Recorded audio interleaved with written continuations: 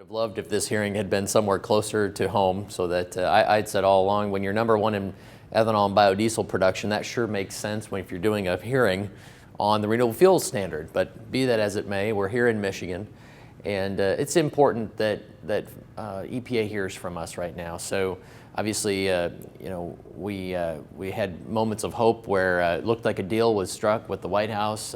Senators Ernst and Grassley and Governor Reynolds had done great work to negotiate with the White House in good faith, and it looked like we had a deal, one that we could that would really benefit the renewable fuels industry, that would find the right balance between small refinery exemptions, which can be allowed and should be allowed to some extent, but then to balance those waivers with a reallocation of gallons. And so we all believed that that was reason to be hopeful, and then EPA actually released the language of the proposed rule and clearly did not hit the mark. So by instead using Department of Energy projections, something that they've ignored all throughout this waiver process, but used Department of Energy projections for the 3-year rolling average versus using what is a knowable thing, the actual waived gallons. And so when we saw that proposed rule didn't hit the mark, then it was really important that in this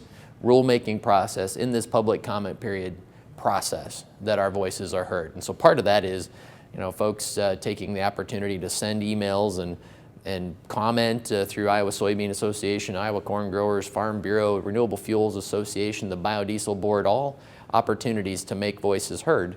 But then something we could do today was to show up in person and give comments directly to the EPA. So that's what we're doing, and it's important to get this right.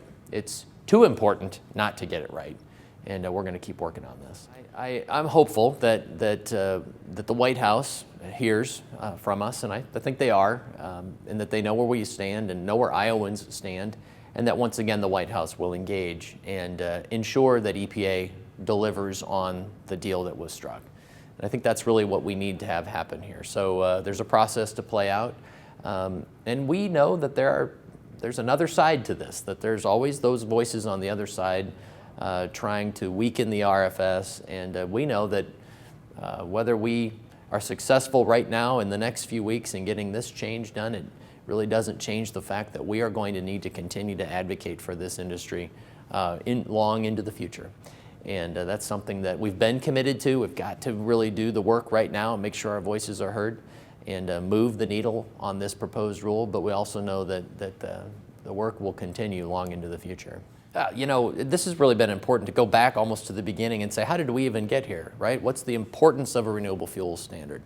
And as a country, we knew that it was important to have large increasing amounts of domestic energy production, certainly in transportation fuels, that renewable energy is a good thing, not just from an environmental standpoint, but also from the fact that it drives markets for our farmers.